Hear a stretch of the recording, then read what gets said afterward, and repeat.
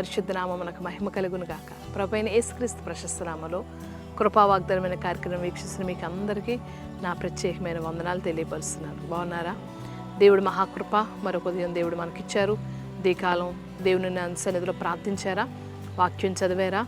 దేవుడు వాగ్దానాల కొరకు ఎదురు చూస్తున్నారని నమ్ముచూ ఉన్నాం. ఎందుకంటే ఈ కృపా వాగ్దానాలు మిమ్మల్ని ఆత్మీయంగా బలపరుస్తున్నాయని అనేక మంది ఫోనుల ద్వారా వారి యొక్క ప్రార్థనావసరాలు తెలియచేయడం ద్వారా మేము స్తుతిస్తున్నాం, ప్రార్థిస్తున్నాం, ప్రభు నామంలో సంతోషిస్తున్నాం. అంతేకాదు ఈ కార్యక్రమాలని ప్రార్థనాపూర్వకంగా మీకు అందివ్వడానికి పరిశుద్ధాత్మదేవుడు మాకు సహాయం చేస్తూ ఉన్నాడు. ఎందుకంటే దేవుని ఆత్మ మనకు సహాయం చేసేది, దేవుని ఆత్మచేత ప్రతి కార్యము జరిగేది, దేవుని ఆత్మే ప్రతిదినము మనల్ని మాట్లాడి మనల్ని బయలుపరిచి మనల్ని ధైర్యపరిచేది. కాబట్టి ఉదయకాలం కృపా వాగ్దానంలో దేవుడు మనకిస్తున్నటువంటి మాటలు జ్ఞాపకం చేసుకుందాం.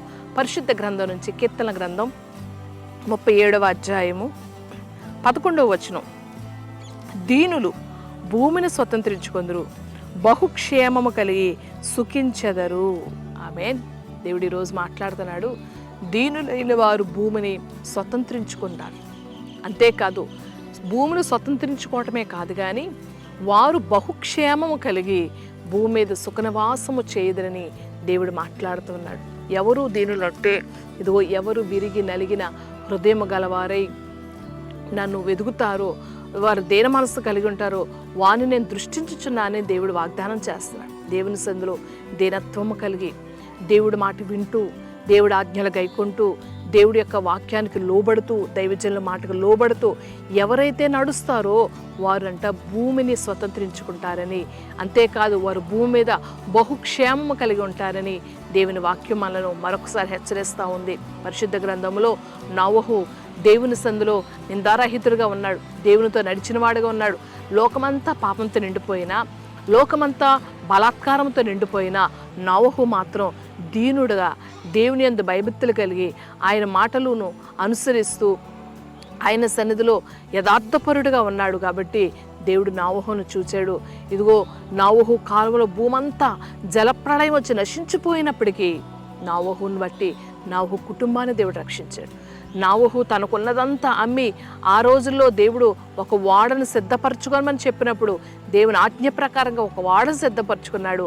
ఆ ఓడలో తను తన కుటుంబం రక్షించబడిన తర్వాత ఇదిగో భూమి మీద ప్రజలందరూ నశించిపోయిన తర్వాత ఇదిగో భూమంతా దేవుడు నోవహు చేతికి అప్పచెప్పి నోవహు ఆ జలప్రళయం నుంచి తప్పించబడిన తర్వాత ఆ ఓడలోంచి బయటకు వచ్చిన తర్వాత దేవుడు నోవహుతో మాట్లాడతారు, మీరు ఫలించండి, అభివృద్ధి పొందండి, ఇదిగో భూమిని నిండించండి అని చెప్పి దేవుడు క్షేమకరమైన వాగ్దానం ఇస్తాడు. కాబట్టి దేవుడు నోవహుకు చేసిన వాగ్దానం పొందుకున్నాడు. దీనుడిగా ప్రభు సందులో నడిచాడు.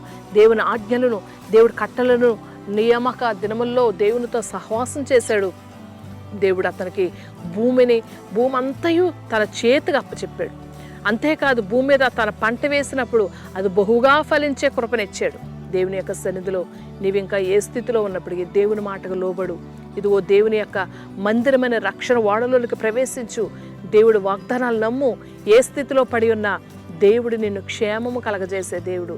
దేవుడు నిన్ను భూమిని స్వతంత్రించుకునేవాడిగా చేస్తాడు. సాత్వికులు ధన్యులు, వారు భూమిని స్వతంత్రించుకుందరని యేసు ప్రభు వారు కూడా మాట్లాడుతున్నారు. సాత్వికంగా దీన మనసు కలిగిన వారుగా, విరిగి నలిగిన హృదయం కలిగిన వారుగా ప్రభు సందులో నిన్ను నీవు తగ్గించుకుంటూ బ్రతికితే తప్పనిసరిగా దేవుడు నీకు ఉన్నత స్థాయిని ఇస్తాడు. నీకు భూమి మీద క్షేమమును కలగజేస్తాడు. ప్రతి శోధ నుంచి తప్పిస్తాడు, ప్రతి వేదన విడిపిస్తాడు, ప్రతి చింత దేవుడు తొలగిస్తాడు. దేవుని సందులో నీకున్న చింతలో తొలగాలి, నువ్వు క్షేమంగా ఉండాలి, నీ కుటుంబం క్షేమంగా ఉండాలి, నువ్వు భూమిని స్వతంత్రించుకొని నువ్వు భూమి మీద ఫలించాలి, అభివృద్ధి పొందాలంటే ఇదిగో దీనుడుగా ప్రభు సందులో ఆయన పాదాలు పట్టుకో, బ్రతిమలాడు, ప్రార్థించు, కన్నీరు కాచు. తప్పనిసరిగా నోవహు కుటుంబాన్ని దేవుడు ఏ విధంగా ఆశీర్వదించాడు, నోవహు కుటుంబాన్ని భూమి అంతా ఏ విధంగా అతనికి స్వాస్థ్యం ఇచ్చాడో దేవుడు నీ కుటుంబాన్ని నిన్ను ఆశీర్వదిస్తాడు. అటువంటి కృప కొరకు ప్రార్థన చేద్దామా? కృపాసత్య సంపూర్ణుడా, దయగలిగిన తండ్రి, నీకు స్తుతులు స్తోత్రాలయ్యా. ఈ కాల సమయంలో ఇదిగో దీనులు భూమును స్వతంత్రించుకున్నారు, వారు బహుక్షేమము కలిగి సుఖించదరనే వాక్యం ఉంది ప్రభా. ఇదిగో ఎవరైతే నీ బిడ్డలు నీ సంధిలో దీనత్వంతో నాయన ఎదురు చూస్తున్నారో వారికి నాయన సుఖ సంతోషాలు మీరు అనుగ్రహించండి. అయ్యా వారికి ఉన్న నాయన ఆయా ఆశలు ఆలోచనలు మీరే నెరవేర్చండి ప్రభు. వారి ఎదుటిన ప్రతి సమస్య తొలగించండి అయ్యా. వారి ఎదుటిన్న ప్రతి శోధన తప్పించండి. వారి శరీరంలో దాగిన ప్రతి బలహీనత విడిపించండి అయ్యా.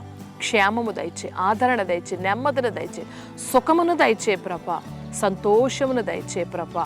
అయ్యా ఈరోజు వెళ్తున్న మార్గాల్లో, ప్రయాణాల్లో, రాకపోకల్లో, పరీక్షలు, అన్ని విషయాలు నీ ప్రజలకు నీవే నీ హస్తం తోడుగా ఉంచమని యేసయ్య నామములో ప్రార్థించి అడిగి